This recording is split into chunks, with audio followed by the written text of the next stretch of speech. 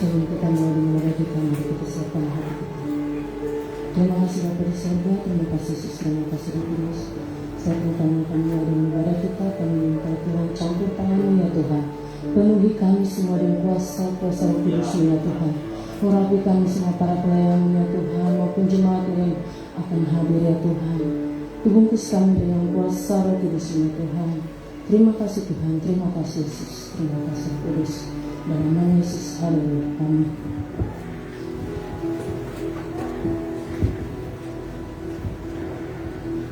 Shalom. Selamat pagi, selamat hari Minggu, keluarga, masa depan cerah Manokwari. Saya percaya kita semua diberkati Tuhan, amin. Beri kemuliaan bagi Tuhan kita. Pada saatnya kita akan mulai dengan ibadah kita secara online maupun onsite. Mari kita siapkan hati kita. Kita sembah Dia, menaikkan syukur kita kepada Dia, Tuhan kita Yesus Kristus. Haleluya. Terima kasih Tuhan, jamah kami Tuhan,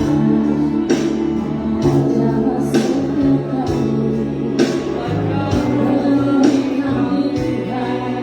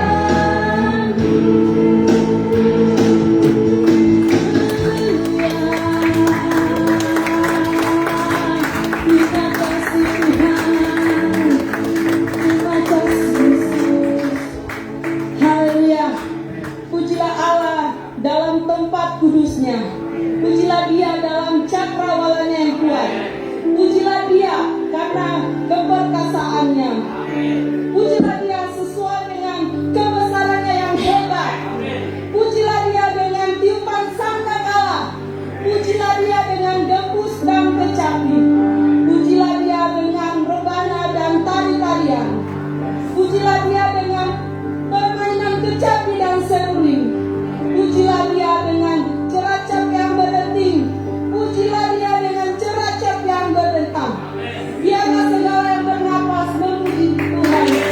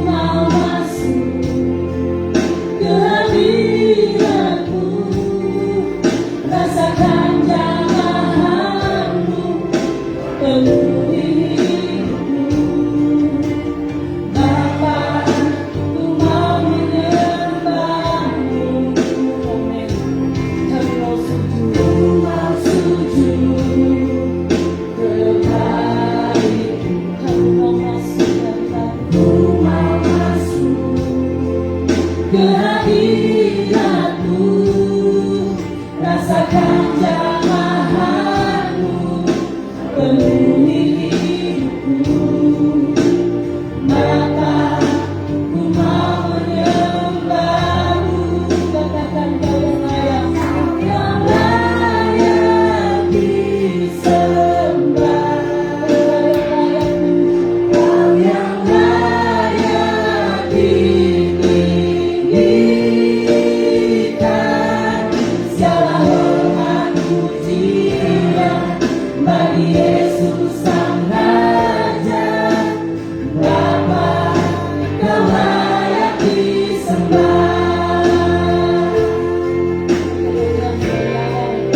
Kami mau sujud kepadamu. Ku mau sujud kepadamu. Ku mau masuk ke hadiratmu. Rasakan jamahanmu penuhi hidupku. Bapa, ku mau menyembahmu. Ku mau sujud kepadamu. Ku mau masuk ke hadiratmu. Rasakan jamahanmu penuhi hidupku. Bapa, ku mau menyembahmu. Kau yang layak disembah. Kau yang layak ditinggikan. Segala hormat pujian bagi Yesus Sang Raja. Bapa, Kau layak disembah. Kau yang layak disembah. Kau yang layak ditinggikan. Segala hormat pujian bagi Yesus Sang Raja. Bapa, Kau layak disembah. Segala hormat pujian bagi Yesus Sang Raja. Bapa, Kau layak disembah. Segala hormat pujian bagi Yesus Sang Raja. Bapa, Kau layak disembah.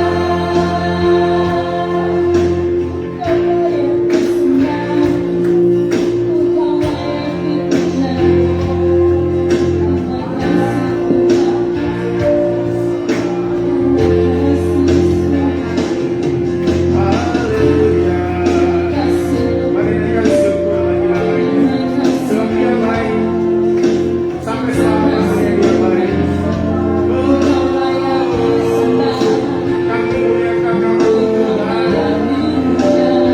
Kami tinggikan Engkau ya Tuhan. Sebab Engkau yang layak disembah. Engkau yang layak kami tinggikan.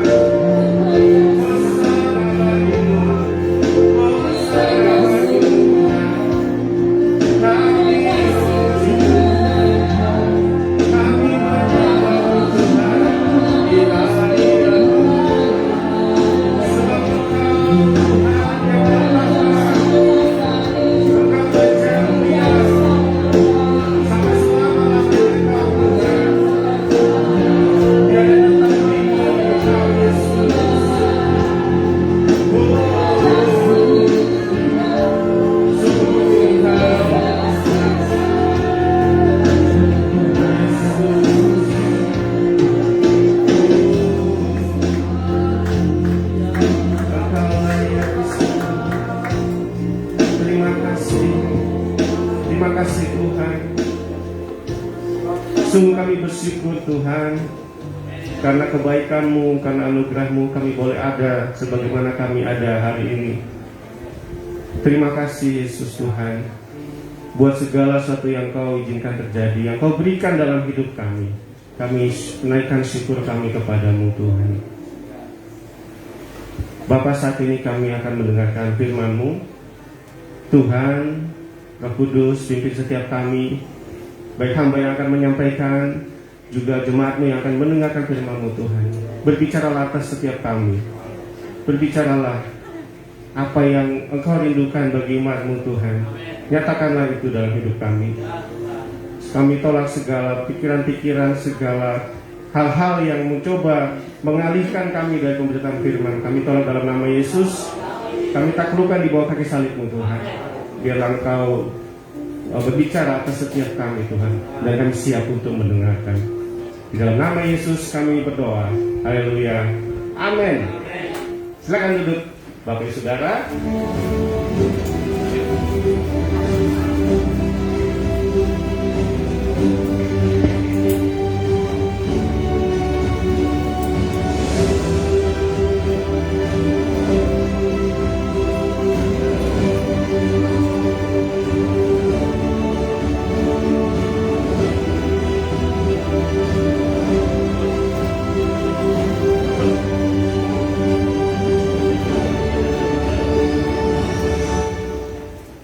Haleluya. Shalom, apa kabar? Angkat tangan saudara. Haleluya. Sampaikan kepada kiri kanan saudara, Tuhan Yesus baik. Amin. Ya, haleluya. Saya percaya kita melalui banyak hal selama bulan Januari, bulan Februari. Di penghujung bulan Februari ini kita sudah mengalami banyak hal. Dan saya percaya selama itu juga kita melihat bagaimana Tuhan menolong kita. Amin.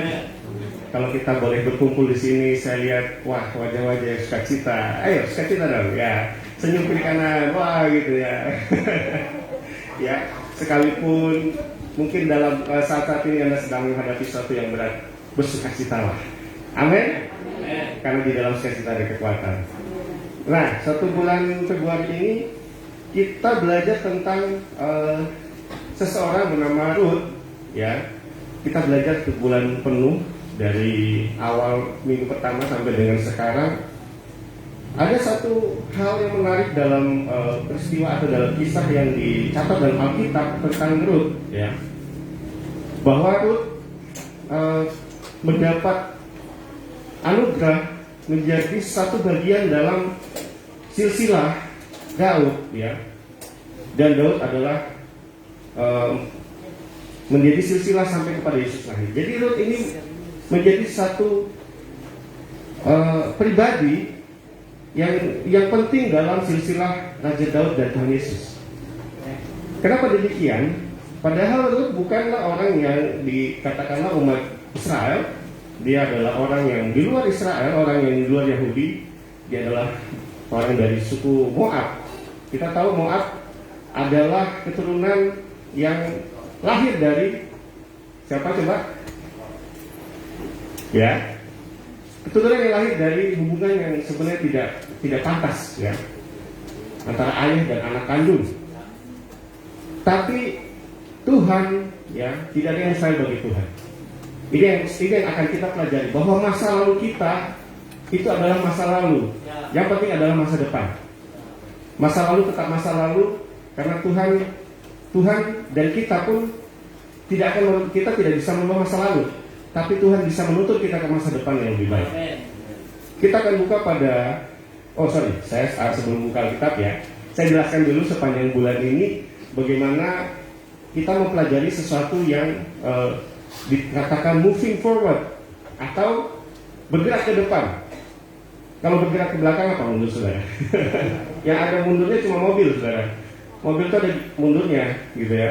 Motor nggak ada. Kalau ada motor ada kali ya, motor ada 3. Tapi kita nggak ada gigi mundur, saudara. Kita nggak bisa mundur kemarin, kita nggak bisa mundur ke minggu lalu. Kita selalu maju ke depan. Nah, minggu pertama kita belajar tentang, bisa dibantu, next. Oke, sambil menunggu. Minggu dari kisah Ruth ini kita belajar 4 hal, ya. Yang pertama adalah direction, ya, direction atau arah atau tujuan, disingkat saja D, ya, supaya gampang. Bagaimana Ruth memilih arah yang benar, yaitu untuk terus berjalan maju ke depan, dibandingkan ipanya ya, Orpa yang memilih untuk mundur, ya, ragu-ragu mundur. Nah, Orpa bilang ragu-ragu, kayak saya mundur aja. Tapi Ruth memilih maju, ya, sama mertuanya. Saya maju, karena saya sudah melihat hal-hal yang saya lihat bahwa Tuhan itu nyata dalam hidup keluarga saya. Saya mau terus berjalan ke depan. Kita lihat bagaimana Ruth memilih untuk maju. Di minggu yang kedua adalah wawasan atau persepsi. Ya, bagaimana di dalam kisah Ruth ini wawasan untuk melihat sebuah keadaan itu tidak seburuk apa yang sebenarnya Tuhan sedang kerjakan. Ya. Wawasan kita melihat sebuah masalah itu dari sudut pandang Tuhan, bukan dari sudut pandang kita. Ini penting sekali, karena kalau kita lihat masalah dari sudut pandang kita pasti sama kayak Orpa. Kita mundur back gitu ya. Kita pilih mundur. Nah, yang ketiga, minggu yang ketiga saya akan menggabung minggu ketiga dengan keempat. Minggu ketiga bicara tentang attitude atau sikap, bagaimana Ruth ya bersikap, atau apa yang dapat kita pelajari dari sikap Ruth di dalam masalah yang dihadapi, dan akan menuntut kita untuk memiliki relationship atau hubungan ya. Kita akan belajar bagaimana sikap yang ada di dalam kisah Ruth ini dan dampaknya terhadap hubungan yang dia miliki. Dua hal ini akan kita pelajari hari ini. Siapkan Alkitab Anda, kita akan buka di Ruth pasal 1 ayat 1 sampai 7. Saya akan menceritakan kembali. Jangan bosan-bosan, karena ada satu pelajaran yang penting di dalam kitab Ruth ini. Ruth dan Naomi.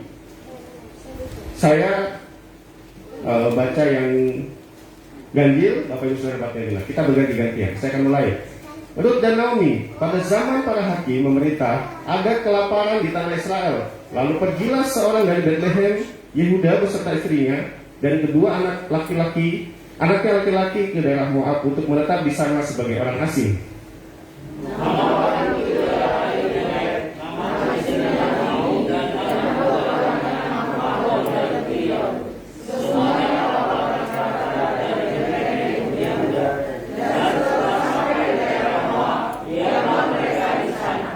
Kemudian matilah Elimelek, suami Naomi, sehingga perempuan itu tertinggal dengan kedua anaknya.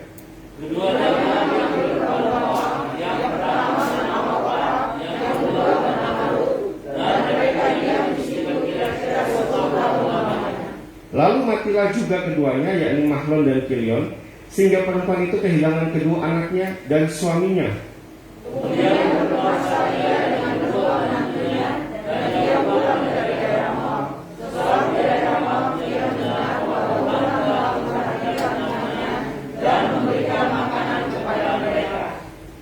Maka berangkatlah ia dari tempat tinggalnya itu bersama-sama dengan kedua menantunya ketika mereka sedang di jalan untuk berpulang ke tanah Yehuda. Saya refresh kembali bagaimana siapa sih Naomi atau dan Ruth ya, menantunya ya. Pada zaman, saudara lihat pada ayat pertama, pada zaman para hakim memerintah ada kelaparan di tanah Israel. Kelaparan di tanah Israel ini bukan sesuatu yang baru terjadi, ya pernah terjadi sebelumnya. Tahu kapan? Pada saat Yusuf, ya. Zaman Yusuf itu pernah terjadi kelaparan, bahkan lebih hebat, berapa tahun lamanya, ya. Sesuatu yang tidak mudah. Terjadi kelaparan di Israel dan mereka harus keluar, ya. Akhirnya ayah dari Yusuf ini harus pergi ke Israel, ya. Intinya Yusuf itu Tuhan pakai untuk menyelamatkan umat Israel dari kelaparan. Dan terjadi lagi di dalam masa mereka di Ruth dan Naomi ini bahwa Israel mengalami kelaparan. Jadi mereka pergi dari situ untuk bertahan hidup, survive ya. Pergilah Elimelek dengan Naomi, suami istri ini, dengan anak-anaknya Mahlon dan Kilion. Mereka mengungsi ya. Mereka mengungsi, kemudian mengungsinya ke daerah Moab ya. Mereka mengungsi ke daerah Moab, Lalu anak-anak mereka Mahlon dan Kiloni mendapatkan pasangan hidup di situ dan menikahlah mereka. Singkat cerita, tiba-tiba Tuhan izinkan semuanya meninggal. Ya, Elimelek meninggal, Mahlon dan Kilon juga meninggal. Tinggallah para wanita-wanita. Ya, suatu memang keadaan yang tidak mudah. Dan yang paling terpukul dari semua itu adalah Naomi. Dia kehilangan 3 orang sekaligus. Dan ini suatu keadaan yang sangat menggoncangkan. Ya. Kalau boleh dibilang, mungkin Naomi saat itu berpikir sekalian aja saya mati sudah. Ya. Makanya di dalam kisah ini kalau kita baca bagaimana dia selalu berkata-kata, bagaimana dia selalu berkeluh kesah. Dia mengatakan saya ini Tuhan mengizinkan hal yang pahit. Ya. Sudah susah, kelaparan, mengungsi, ditinggal mati. Ya, satu keadaan yang tidak mudah. Lalu di situ mereka bertiga dikatakan mereka menangis dengan sangat, ya, berpelukan menangis, ya cerita gitu. Kemudian Naomi bilang, sudah, kalian pergilah cari masa depan kalian masing-masing, tinggalkan saya. Ya, Naomi sudah tidak punya pengharapan. Tapi dari situ yang pergi meninggalkan adalah Orpa, ya. Namun si Ruth ini tetap konsisten untuk menemani sang mertua.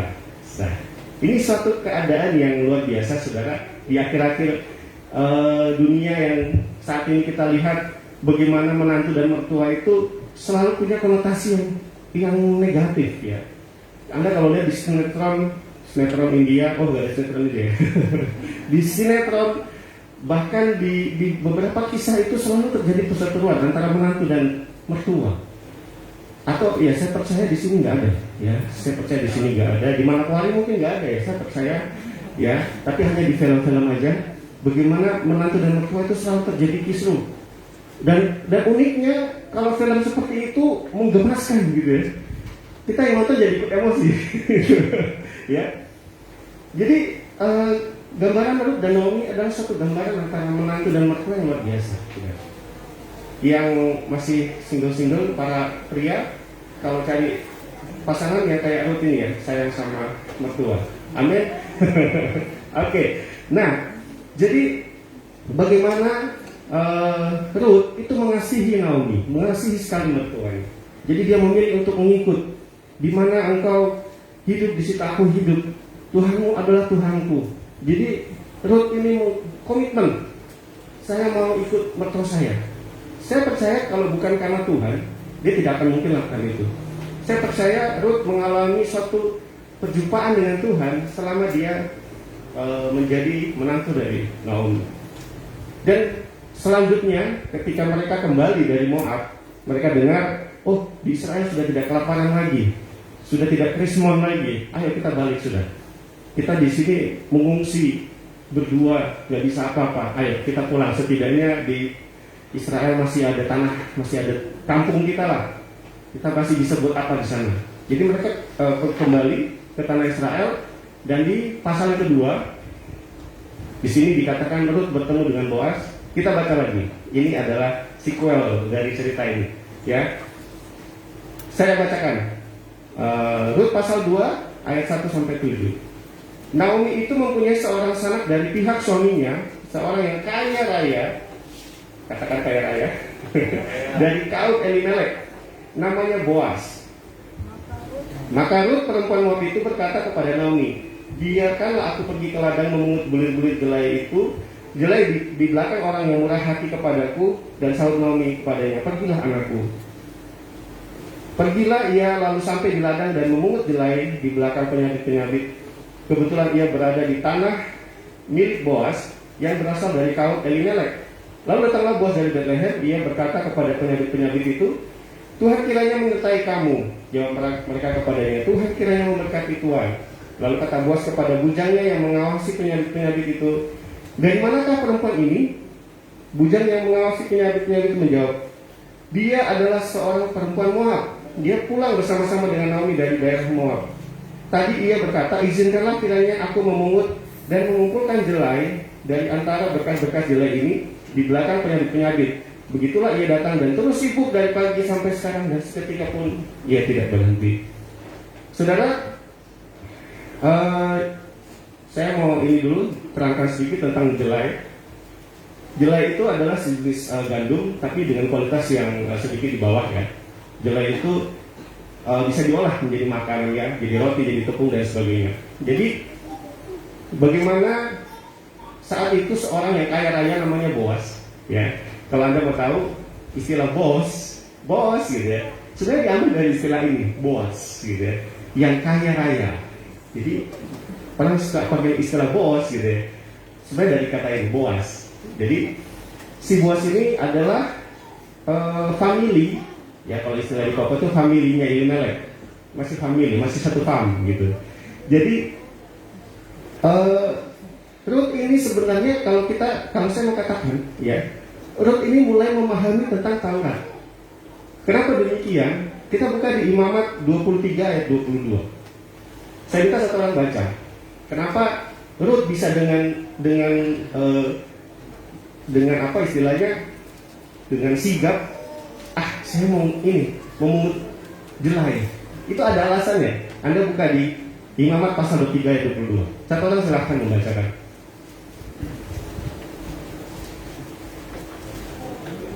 Imamat pasal 23 ayat 22. Pada waktu kamu menjual hasil tanahmu, janganlah kau sabit ladangmu habis-habis sampai tepinya, dan janganlah kau pungut apa yang ketinggalan dari pengeluaranmu. Semuanya itu harus kau tinggalkan bagi orang miskin dan bagi orang asing. Akulah Tuhan Allah. Nah, saudara, ini adalah perintah Tuhan bagi umat Israel. Jadi Tuhan bilang apa? Pada waktu kamu menuai hasil tanahmu, janganlah kau sabit ladangmu habis-habis sampai ke tepinya, dan janganlah kau pungut apa yang ketinggalan dari penuaianmu. Semua itu harus tinggalkan bagi orang miskin dan bagi orang asing. Akulah Tuhan Allahmu. Saudara, ada kebiasaan dari para orang Israel yang memanen ladangnya. Mereka tidak boleh sapu bersih kemudian sampai sisanya dipungut gitu. Karena apa? Itu adalah perintah Tuhan. Dan Ruth ini mulai memahami, karena dia belajar dari Naomi tentunya, bahwa ada Taurat Tuhan yang mengatakan demikian. Ya. Nah, di sini kita akan belajar saudara. Ini menarik. Kita akan belajar 3 hal, ya, yaitu kita akan belajar 2 hal dulu tentang attitude atau sikap dan hubungannya dengan sesama. Ya, dari sikap ini bagaimana Naomi bersikap kemudian dengan hubungannya dengan orang-orang di sekitarnya itu. Dalam sikap ada 3 hal. Pertama kita lihat, ya, oportunis positif. Wah, apa nih? Oportunis itu kan konotasinya negatif. Kok bisa positif? Ya, kita lihat. Oportunis positif, ya, sikap pantang menyerah mempertajam kemampuan untuk melihat peluang atau kesempatan yang Tuhan sediakan. Ruth melihat peluang kesempatan. Ini firman Tuhan kan bilang ini orang lagi panen. Kalau saya enggak, kemungkinan saya bisa ke sana, saya bisa pungut jelai yang mungkin tersisa. Setidaknya saya bisa hidup, saya bisa untuk bertahan hidup, saya bisa makan dari situ. Ya. Ruth tidak patah semangat, kemudian mungkin menjadi orang yang tidak berpengharapan, kemudian sama Naomi, ayo kita mengemis di pinggir situ yuk, ayo kita belum makan, ayo kita mengemis. Ruth tidak patah semangat, dan dia mulai memahami Taurat bahwa ketika orang memanen ada kesempatan baginya mendapat sesuatu. Dia bisa pungut apa yang jatuh, apa yang berserakan dia bisa pungut. Saudara, seringkali Tuhan sudah menyediakan jalan keluar, ya, dalam setiap persoalan hidup kita, tapi kita tidak mampu melihatnya karena kita tidak punya semangat lagi. Kita sudah kalah duluan, kita sudah menyerah sebelum kita mencoba. Ya, kita pelajari dari Ruth bagaimana dia melihat peluang, oportunis kan, peluang. Tapi ini sesuatu yang benar. Ya. Kemampuan untuk melihat peluang ini muncul ketika kita punya sikap pantang menyerah. Anda kalau punya sesuatu yang Anda impikan, Anda akan insting Anda akan dipertajam melihat peluang. Bagaimana saya harus datang ke sini, atau saya harus ke sini, atau saya harus belajar apa supaya saya punya tujuan itu tercapai. Ya. Yang pertama, yang penting kita tidak menyerah dulu. Jangan pernah menyerah. Ketika menyerah, maka kita tidak pernah melihat peluang yang Tuhan buka. Ruth melihat peluang dan itu sesuai dengan Taurat Tuhan. Dia melihat peluang, oke, saat panen saya bisa dapat sesuatu. Ya. Yang kedua adalah all out. Nah, kita sering dengar orang bilang, ayo dong all out, keluarin semua kemampuanmu, ayo keluarin semua semangatmu. Ya. Di sini dikatakan all out itu kesungguhan untuk berjuang sekuat tenaga dengan apa yang ada pada diri kita. Kita lihat, kita belajar dari Rut di ayat 6 dan 7, ya. Bahwa dikatakan di situ ayat 6,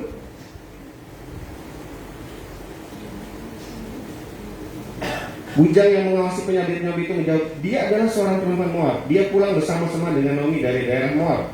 Tadi ia berkata, izinkanlah kiranya aku memungut dan mengumpulkan jelai dari antara bekas-bekas jelai ini di belakang penyabit-penyabit. Begitulah ia datang dan terus sibuk dari pagi sampai sekarang, dan seketika pun ia tidak berhenti. Saudara, Ruth all out. Ya, di situ dikatakan dia tidak berhenti. Artinya apa? Ketika dia lihat peluang, yang tadi saya katakan, dia all out. Apa yang ada pada dirinya dikerahkan semua. Dia punya tangan, dia punya kaki, punya tubuh yang sehat. Dia kerahkan semua untuk memungut itu. Ya. Demikian juga kita. Apakah kita sudah all out? Kita sudah keluarin semua yang kita miliki dalam menghadapi masalah. Kalau belum, lakukan, saudara. Kalau Anda belum all out, lakukan all out dalam setiap persoalan hidup yang kita hadapi. Apa sih all out itu? Kita berusaha sekuat mungkin, minta pertolongan Tuhan, dan kita berusaha sekuat mungkin. Apa yang saya miliki, yang saya bisa lakukan supaya masalah saya cepat selesai. Ya, di sini dikatakan Ruth seharian dari pagi sampai sekarang dia tidak berhenti. Peluang sudah dapat. Kedua, dia all out. Dia betul-betul bekerja.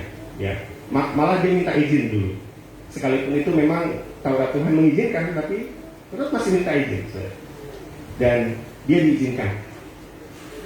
Kemudian yang kita pelajari dari Ruth adalah yang ketiga, konsistensi. Nah, ini penting, saudara. Konsistensi seperti apa? Ya, konsistensi artinya gini, keseriusan untuk terus mengerjakan apa yang menjadi bagian kita dan dilakukan dengan gigih tanpa pengaruh keadaan. Korelasinya di ayat 15 dan 23. Saya bacakan. Ayat 15, setelah ia bangun untuk memungut pula, maka Boas memerintahkan kepada pengerja-pengerjanya, dari antara berkas-berkas itu pun ia boleh memungut, janganlah ia diganggu. Oh iya, 23. Demikian Ruth tetap dekat pada pengerja-pengerja perempuan Boas untuk memungut sampai musim menuai jelai dan musim menuai gandum telah berakhir. Dan selama itu ia tinggal pada mertuanya. Saudara, dia konsisten. Kenapa saya bilang dia konsisten? Sebenarnya kan kalau melihat di ayat 15, dia sudah dapat izin dari bosnya langsung, ya. Ya, di ayat 15 tadi Boas memerintahkan pengerja-pengerjanya, Boas memerintahkan anak buahnya ini, dari antara berkat-berkat itu pun ia boleh memungut, janganlah ia diganggu. Tuhan, Boas kasih keleluasan buat Ruth. Bahkan bukan cuma pungut dari yang jatuh-jatuh, yang dipanen juga dia boleh ambil gitu. Tapi lihat, Ruth konsisten, dia tidak ngelunjak, ya, bahasa sekarang ini ngelunjak, dikasih hati minta jantung. Artinya apa? Ketika sudah dikasih peluang dan kita sudah all out, ingat, kita konsisten dengan apa yang Tuhan percayakan. Kita nggak ngelunjak lalu kita mulai. Kalau di sini dikatakan Ruth bisa saja, Boas, bisakah saya juga dikerjakan sebagai orang-orang pekerjaan, ya? Dia mungkin berpikir lumayan nih, saya dapat jelai, saya dapat gaji, nah kan lumayan kan? Tapi lihat, Ruth konsisten. Kenapa dia konsisten? Karena dia merasa tujuan awalnya dia hanya berpikir bagaimana saya bisa makan, bagaimana saya bisa hidup. Dia tidak punya motivasi lain. Yang dia pikir adalah bagaimana saya bisa hidup sebagai pemungut panenan itu, dan saya bisa makan bersama mertua saya. Itu motivasi yang awal yang dia miliki. Dia tidak kemudian, wah, lumayan nih, pungut-pungut begini dapat setengah tahun.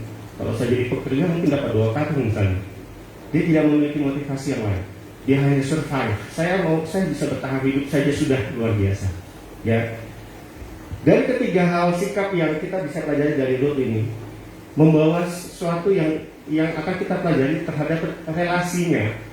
Ya, relasi antara Ruth dengan Naomi, dengan Boaz, dengan pengerja-pengerjanya. Kita lihat yang pertama. Bentuk relasi yang pertama atau sikap yang tadi, 3 sikap tadi itu menghasilkan pertama rendah hati. Ya. Kenapa dikatakan rendah hati? Ya. Ruth tidak membanggakan diri atas pencapaian yang Tuhan anugerahkan bagi dia, ya. Tidak membanggakan diri atas pencapaian Tuhan anugerahkan bagi kita, namun tetap memiliki sikap rendah hati. Secara Ruth ini sudah dapat izin, betul ya? Dia dapat izin, pokoknya panen, dan ini tanah milik si Boaz ini tidak kecil, saudara. Berhektar-hektar ya. Lihat di situ bagaimana musim menuai, ya. Itu kalau di SP 10 Anda lihat sepanjang jalan kiri kanan itu sawah, mungkin Boaz tanahnya seperti itu. Satu hari mungkin cuma dapat berapa meter, besok berapa meter lagi. Sepanjang jalan itu tempatnya Boaz ceritanya ya. Tapi bagaimana Ruth bisa sadar siapa dirinya ketika ia diperbolehkan untuk memungut sisa-sisa jelek, itu merupakan suatu bentuk anugerah atau belas kasihan yang dia terima. Ya. Dia tetap rendah hati. Korelasinya di mana? Kita lihat di ayat 10. Kita lihat di ayat 10. Lalu sujudlah Ruth menyembah dengan mukanya sampai ke tanah dan berkata kepadanya, "Mengapakah aku mendapat belas kasihan daripadamu sehingga Tuhan memperhatikan aku, padahal aku ini seorang asing?" Ya. Ruth menyadari dirinya, sebenarnya saya bukan orang Israel loh sebenarnya. Taurat itu kan untuk orang Israel, betul ya? Saya ini bukan orang Israel. Saya hanya dapat belas kasihan saja sama pemilik ladang ini supaya saya bisa memungut. Dia cuma berharap, aduh, yang penting saya bisa dapat, saya bisa makan, itu udah cukup. Tapi lihat, Ruth mendapatkan belas kasihan dari Boaz. Dan itu sudah terlalu luar biasa bagi Ruth. Kalau seandainya Ruth ini punya motivasi, saya sengaja lah biar kelihatan kasihan gitu kan. Saya nanti misalnya kalau saya menuai dengan sedih, muka sedih, kemudian orang yang punya ladang lihat, kemudian dia berbelas kasihan, lumayan nih, saya bisa minimal bisa minta apa gitu kan. Minimal saya bisa bujuk-bujuk gitu, misalnya minta apa, saya bisa bawa pulang apa gitu, atau saya bisa dapat sesuatu gitu ya. Tapi lihat bagaimana Ruth memiliki kerendahan hati dan dia mengerti posisinya. Saya bukan orang Israel yang dapat belas kasihan dari pemilik ladang ini. Itu sudah cukup. Tapi dikatakan di situ, Boaz menjawab di ayat 11. Dikatakan di situ bahwa kita lanjut, ya. Setelah rendah hati, Ruth menjadi orang yang mendapatkan kalau orang bilang favor, perkenanan ya. Kalau dia nggak mendapatkan perkenanan pasti sudah diusir. Ya. Kamu bukan orang Israel, nggak boleh dong. Apa yang dikatakan di dalam imamat tadi untuk orang Israel? Kamu orang Moab. Kamu cari ladang yang punya orang Moab deh. Kamu sana, gitu ya.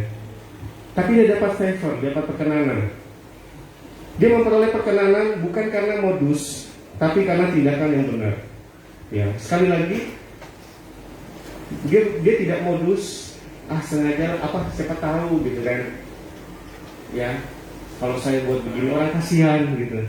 Semakin banyak kasihan, semakin banyak saya dapat, ya kan? Enggak. Dia lakukan apa yang benar. Dia tidak pernah sekalipun melangkahi para penyabit-penyabit, ikut ambil-ambil yang lagi disabit. Ya. Saudara tahu kalau panenan, katakanlah padi, ya. Anda sudah pernah lihat bulir padi di sawah, pernah lihat kan?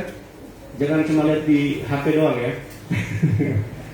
Kalau beras pasti tahu, tapi kalau padi, ya, bulir padi itu kalau sudah jatuh, dia jadi kotor, itu agak susah untuk dibersihkan, saudara. Makanya waktu sirut ini memungut jelai, sebenarnya itu suatu yang apa ya? Kalau orang bilang gengsi ya, aduh gengsi dong makan yang itu jatuh gitu ya, gengsi gitu ya. Tapi apa? Perlu tidak memilih gengsi, dia tetap lakukan.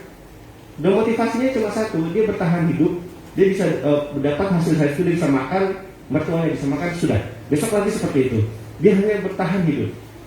Tetapi lihat di ayat 11, ya, Boas menjawab, telah dikabarkan orang kepadaku dengan lengkap segala sesuatu yang engkau lakukan kepada mertuamu sesudah suamimu mati, dan bagaimana engkau meninggalkan ibu bapamu dan tanah kelahiranmu serta pergi kepada suatu bangsa yang dahulu tidak engkau kenal. Telah dikabarkan orang kepadaku. Wah, berarti orang-orang ini kepo sama Ruth ya. Siapa sih yang kabarkan itu lengkap sekali gitu ya. Oh, bos, saya tuh lihat di statusnya Facebooknya gitu. Pagi-pagi dia udah berdoa sama mertuanya tuh kan. Dia cuci piring. Wah, dia masak. Wah, rajin. Oh, jadi Ruth itu orangnya baik. Oh iya bos, baik bos. Dia perhatian sekali sama mertuanya. Telah dikabarkan orang. Saudara, saya mau katakan, kalau Tuhan izinkan atau Tuhan bukakan suatu perkenanan, kita nggak perlu capek-capek mengangkat nama kita. Promosi itu nggak terlalu penting ya. Kita nggak terlalu penting promosi. Pak, bos, saya ini rajin loh pak. Saya kalau pulang ke rumah saya masih kerja, saya masih gini. Kita nggak perlu. Ya. Kenapa? Karena dengan cara Tuhan kita bisa diangkat sesuai dengan apa yang Tuhan mau.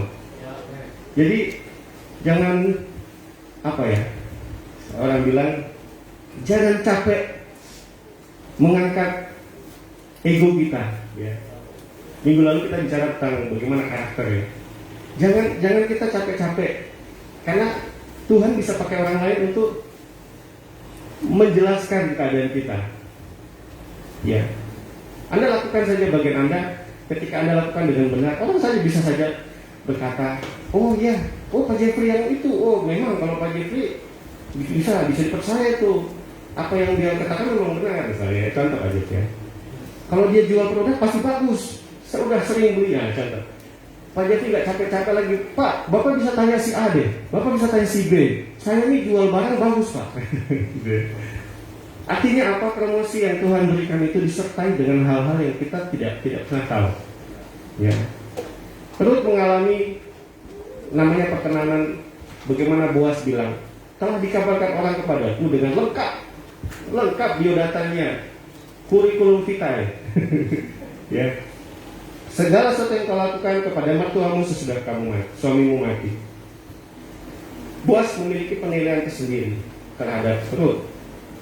Kalau orang ini bisa perhatian dengan mertuanya yang bahkan bisa lebih sayang kepada mertuanya lebih dari bapak dan ibunya, berarti orang ini punya karakter yang luar biasa nih. Ya. Orang yang kaya raya, katakanlah seorang bos, seorang kaya raya atau orang yang sukses bisnisnya, itu saudara mereka punya penilaian terhadap orang itu beda. Sekalipun ya katakanlah Pak Tony orang pengusaha sukses, ketika Pak Tony melihat saya kemudian menilai saya seperti apa yang Pak Tony pikirkan, terus tiba-tiba misalnya Pak Devi bilang, Pak Tony jangan percaya kamu itu, dia begini. Tapi Boas ini seperti yang saya bilang, seorang yang punya mindset atau punya insting untuk menilai seseorang. Ketika Boas menilai apa yang Ruth lakukan, dia sudah tahu, oke, Ruth ini punya karakter yang bagus. Kalau dia bisa lakukan itu, dia bisa mengasihi mertuanya, dia punya karakter yang bagus. Dan itu yang membuat perkenanan itu terjadi dalam hidup Ruth. Ya. dia memiliki. Nah, dikatakan di sini bahkan Boaz bukan hanya berkata, Boaz tidak hanya menjelaskan keadaan dari itu, tapi dia berkata di ayat 12, Tuhan kiranya membalas perbuatanmu itu, dan kepadamu kiranya dikaruniakan upahmu sepenuhnya oleh Tuhan Allah Israel, yang di bawah sayapnya engkau datang berlindung. Boaz bukan saja cuma tahu bahwa Ruth itu orangnya baik, tapi dia berterima kasih. Ya. Saya percaya Boaz memahami bagaimana keadaan dari Naomi, ya. Karena Naomi ini adalah suami dari Elimelek. Elimelek itu familinya Boaz. Ya. Jadi waktu si Ruth ini bisa memperhatikan Naomi, dia berterima kasih. Tuhan kiranya membalas perbuatanmu itu. Ya. Jadi perkenanan yang terjadi atas hidup Ruth ini sesuatu yang dihasilkan oleh sikap yang tadi dia lakukan. Dan yang terakhir, bagaimana sikap Ruth dalam kisah ini ketika dia mengalami yang tadi perkenanan, ya, dia sudah mulai dinilai sebagai orang yang baik. Sikap atau dalam relasi yang ketiga adalah tidak egois. Menyadari berkat Tuhan atas diri kita dan menjadi saluran berkat juga bagi orang lain.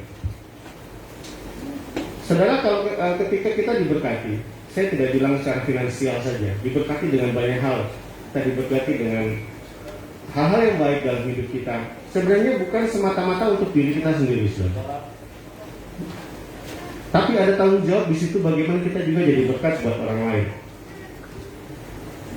Tuhan memberkati kita bukan hanya untuk kepentingan kita semata-mata, namun Ia mau supaya kita juga menjadi saluran berkat bagi orang di sekitar kita.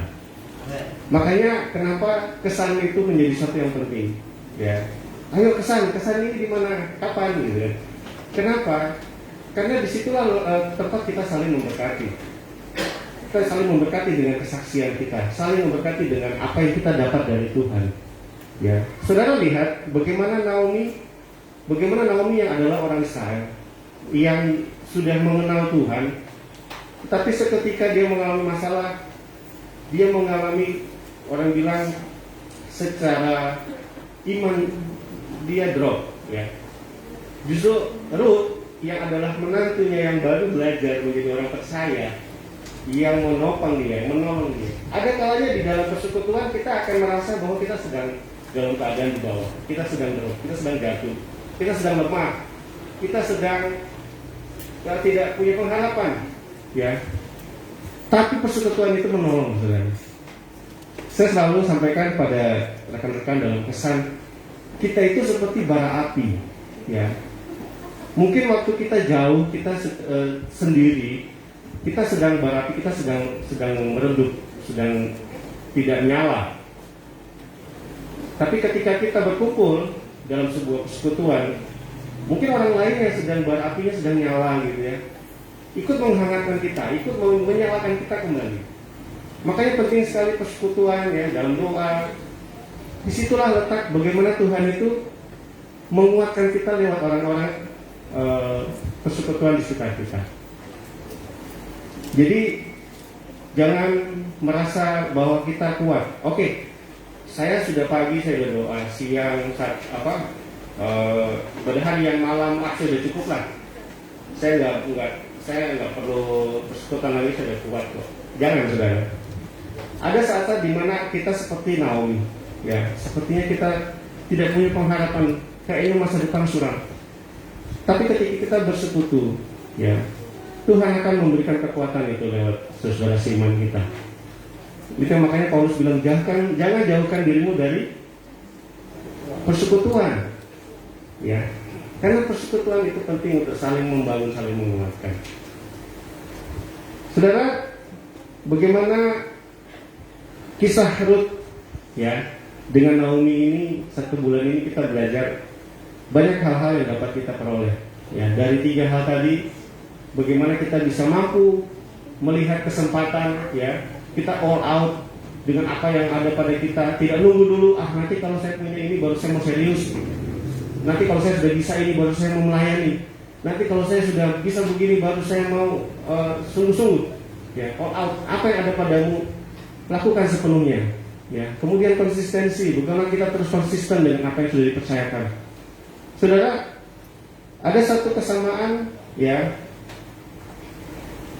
dalam persoalan yang dialami oleh Ruth ini dan Naomi. Saya mau kasih ilustrasi begini, ya. Ini pasti tahu nih. Itu bukan oli kotor ya, bukan oli motor yang sudah 3-4 bulan. Itu adalah kopi, saudara. Saya ketika merenungkan tentang firman ini, Tuhan kasih ingat tentang kopi. Saya suka minum kopi, ya, boleh dibilang pecinta kopi, ya. Tapi nggak apa istilahnya ketergantungan dengan kopi, nggak. Saya suka menikmati kopi dan dulu ketika saya sedang hobi-hobinya ngopi sama teman-teman gitu ya. Kalau lagi keluar kota, yang saya incar kedai kopi di Instagram gitu, ini kopinya enak. Kita kesana gitu. Saya cuma mau penasaran enaknya tuh kayak gimana sih. Nah, di situ ada yang bikin kopi namanya barista ya kan, yang ngeracik kopi. Waktu saya datang, kemudian saya pesan kopi, dia tanya, "Bapak sukanya kopi gimana?" Ya, kopi pokoknya aromanya enak tapi tidak apa ya, tidak bikin pahit di tenggorokan, tidak bikin lambung jadi asam. Oh, dia langsung ambil takarannya, dia campur. Cara campurnya juga beda. Saya bilang ini ternyata barista itu tidak semudah yang kalau saya taruh air panas, taruh kopi 2 sendok, kasih masuk, selesai. Dia tidak, dia pakai termometer, diukur panasnya. Jadi sesuatu yang gampang jadi ribet saya lihat itu ya. Tapi sebenarnya itulah proses ya. Bagaimana dia membuat sebuah kopi terbaik gitu. Diukur termometer, airnya sudah seberapa derajat, kopinya ditimbang. Wih, segitunya sehingga ini kayak orang bikin obat gitu. Kemudian sudah mendidih dia taruh pakai saringan, pokoknya macam-macam. Dan keluarlah kopi. Kemudian waktu saya ambil gula, yang orang yang baristanya ngomong, "Pak, kalau Bapak memang suka minum kopi, biasanya kalau orang suka minum kopi itu nggak pakai gula, Pak." Hah? Serius? Pahit dong. Nggak, Pak, begini loh. Minum kopi itu cita rasanya itu nggak pakai gula. Kopinya itu yang kita nikmati, pahit-pahitnya itu yang kita nikmati, aromanya kita nikmati. Nanti lama-lama lidah kita akan rasa manis. Saya nggak percaya, masa sih orang pahit begitu kok masa lama-lama jadi manis. Saya penasaran, saya coba. Jadi saya minum kopi, memang pertamanya pahit. Jadi baristanya bilang gini, minumnya jangan langsung ditelan Pak, ditahan di lidah. Udah pahit disuruh tahan di lidah gitu kan. Tahan di lidah Pak, Bapak nikmati, coba rasakan. Saya ikut aja, ya udah saya coba minum. Saya pertama telan, tetap pahit kok. Kedua saya mulai rasa, benar sudah. Ada rasa manis yang muncul di lidah ini yang muncul memang tidak semanis kalau kita pakai gula.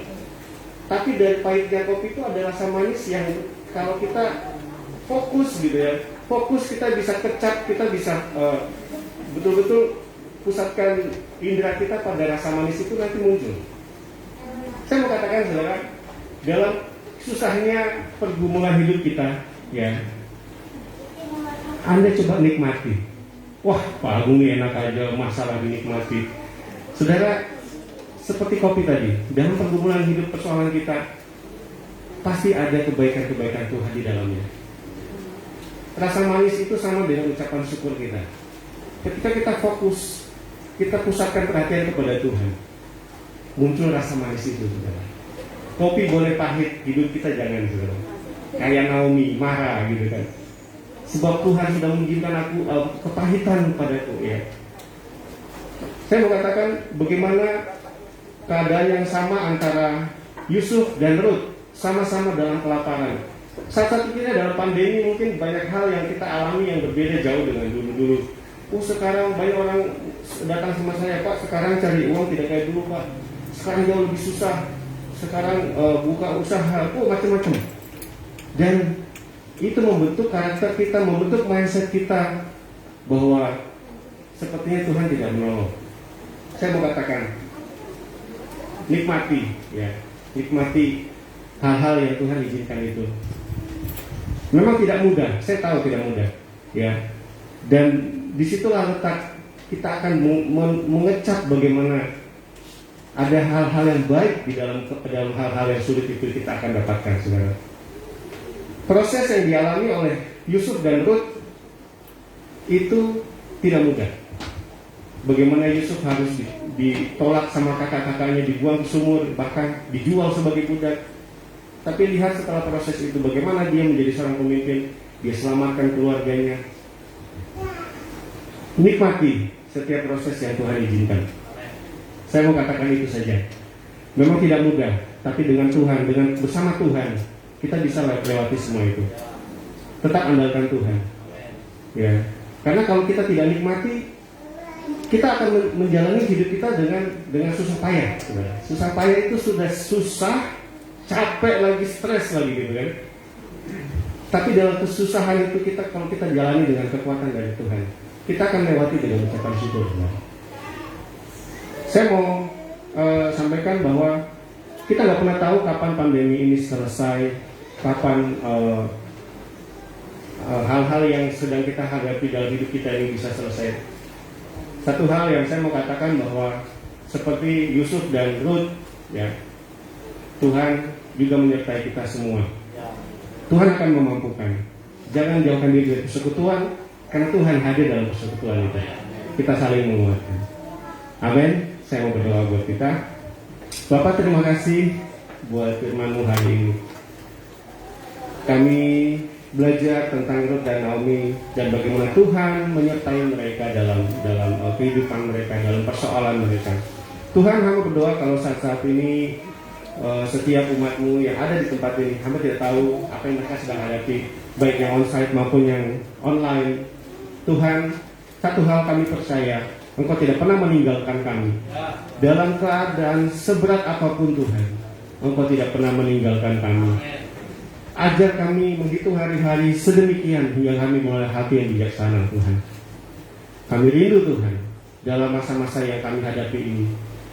Tuhan, izinkan hal-hal yang luar biasa yang Engkau nyatakan. Tuhan, kami berdoa, hamba berdoa ya Tuhan, biarlah setiap proses yang kami hadapi saat ini, kami bisa lalui dengan kekuatan-Mu, Tuhan. Kami tidak sekalipun mundur, bahkan meninggalkan Engkau, Tuhan. Tapi kami mau terus moving forward, berjalan ke depan bersama-Mu. Karena kami tahu di depan ada pengharapan. Karena kami tahu di depan ada masa depan yang Tuhan sudah janjikan. Karena kami tahu Tuhan sedang merancangkan sesuatu yang baik dalam hidup kami. Terima kasih Tuhan. Hamba terbatas dalam menyampaikan firman-Mu, Tuhan. Tapi hamba percaya Roh-Mu yang kudus akan membukakan, akan memberi pengertian, akan memberi penjelasan, dan memampukan kami untuk melakukan firman-Mu, Tuhan. Terima kasih Bapak, di dalam nama Yesus Tuhan kami berdoa. Haleluya. Amin.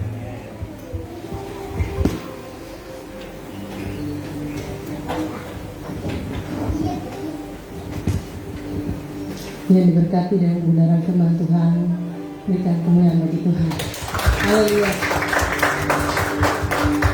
Saat ini kita akan memberikan persembahan.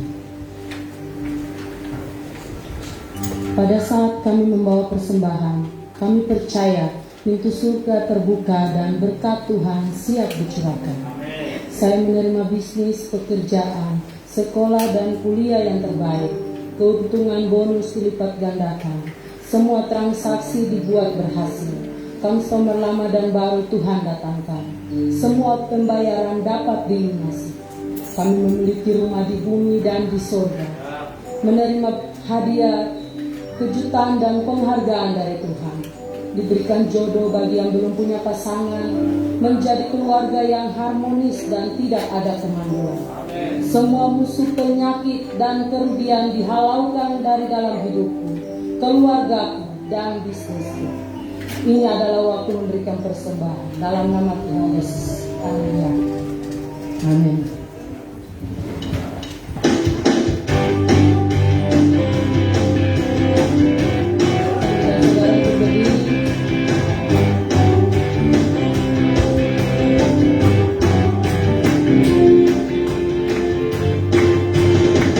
Diberi kuasa dan raja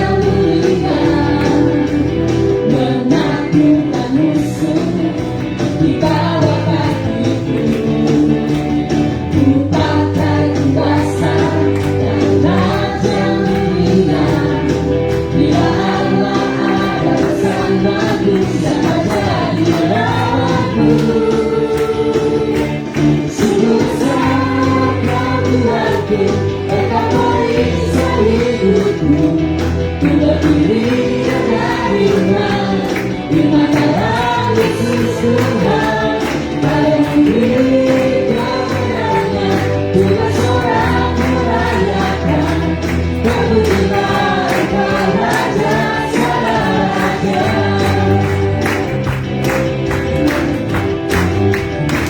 Kaki kuasa, ku diberi kuasa dari Raja mulia, menaklukkan musuh, menaklukkan musuh di bawah kakiku. Ku pakai kuasa dari Raja mulia, bila Allah ada bersamaku, siapa jadi lawanku? Bila Allah ada bersamaku, siapa jadi lawanku? Bila Allah ada bersamaku, siapa jadi lawanku? Sungguh besar Kau Tuhanku, Engkau perisai hidupku. Ku berdiri dengan iman, iman dalam Yesus Tuhan, Kau yang memberi kemenangan, ku bersorak merayakan, terpujilah Engkau Raja segala raja. Sungguh besar Kau Tuhanku, Engkau perisai hidupku. Ku berdiri dengan iman, iman dalam Yesus Tuhan, Kau yang memberi kemenangan, ku bersorak merayakan, terpujilah Engkau Raja segala raja. Terpujilah Engkau Raja segala raja.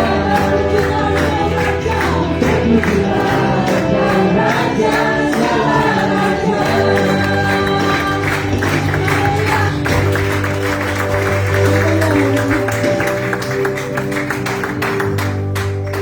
Baik, kita sudah di penghujung ibadah kita. Saya mau menyampaikan pengumuman. Nanti sore ada sekolah minggu jam 4 sore atau pukul 16 sore. Bapak Ibu yang punya anak-anak bisa diantar ke tempat ini untuk sama-sama mengikuti ibadah sekolah minggu. Ya, anak-anak kita juga perlu firman Tuhan. Amin. Supaya mereka memiliki dasar yang kuat. Ya. Ada pengumuman lagi?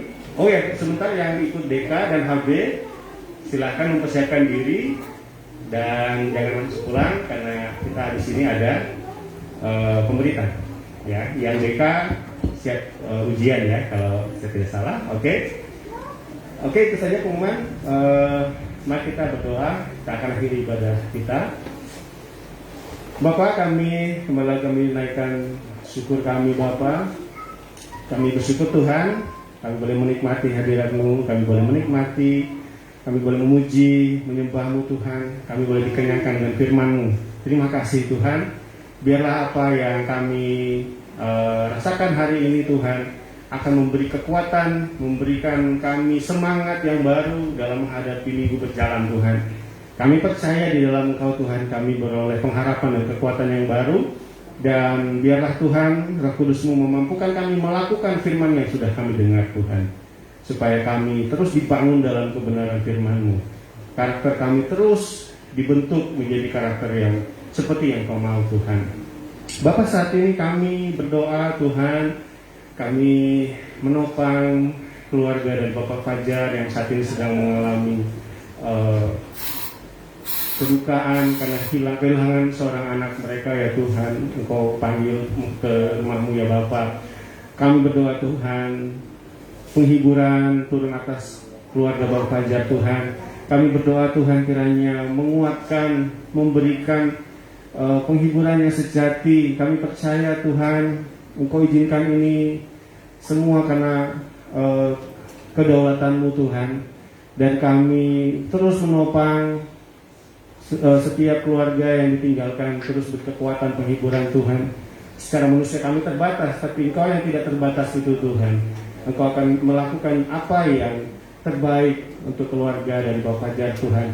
Kami berdoa dalam nama Yesus, biarlah setiap proses pemakaman, bahkan apa yang perlu disiapkan, Tuhan tolong semuanya bisa berjalan dengan baik Tuhan. Kami berdoa biarlah Tuhan, apa yang Tuhan izinkan terjadi ini, Tuhan nyatakan untuk masuk dan kemuliaan-Mu Tuhan. Kami berdoa dalam nama Yesus. Kami juga berdoa Tuhan untuk kota kami Manokwari yang saat-saat ini sedang banyak terjadi tindak kriminal Tuhan. Kami percaya Tuhan Engkau melihat, Engkau berkuasa atas kota ini, dan kami menyerahkan setiap hal-hal kejahatan-kejahatan yang kami lihat ini Tuhan. Tuhan menjamah mereka, Tuhan menjamah setiap orang-orang yang hidup dalam kejahatan-kejahatan. Kami berdoa dalam nama Yesus Tuhan, biarlah Tuhan memulihkan mereka, menjamah mereka, dan mereka boleh berbalik dari kejahatan-kejahatan mereka lakukan Tuhan. Karena Engkau baik, Tuhan lindungi setiap kami. Kami percaya perlindungan Tuhan sempurna atas kami. Bahkan kota ini Tuhan, damai sejahtera Tuhan curahkan atas kota ini. Kami percaya Tuhan, kota ini adalah milik Tuhan. Bila kota ini seperti di surga ya Tuhan. Terima kasih Bapa. Kami berdoa untuk persiapan sekolah minggu nanti sore Tuhan. Engkau berkati para guru-guru sekolah minggu, juga orang-orang yang akan terlibat di dalamnya. Tuhan beri kekuatan, Tuhan beri hikmat, mereka bisa mempersiapkan diri untuk ibadah sebentar sore. Terima kasih Tuhan. Kami akan mengakhiri ibadah ini. Kami akan menerima berkat dari Tuhan. Mari kita semua yang siap berkat, kita angkat kedua tangan kita. Tuhan memberkati engkau dan melindungi engkau. Tuhan menyinari engkau dengan wajahnya dan memberi engkau kasih karunia. Tuhan menghadapkan wajahnya kepadamu dan memberi engkau damai sejahtera. Berkat kasih karunia dari Allah Bapa, damai sejahtera dari Tuhan Yesus Kristus, serta persekutuan Roh Kudus menyertai kita sepanjang hari ini, sepanjang minggu ini, sampai selama-lamanya. Dalam nama Yesus, semua yang percaya katakan amin. Selamat hari Minggu, Tuhan Yesus memberkati. Dan setelah ini kita bisa bertemu kembali bagi yang akan ikut dekade HB. Shalom.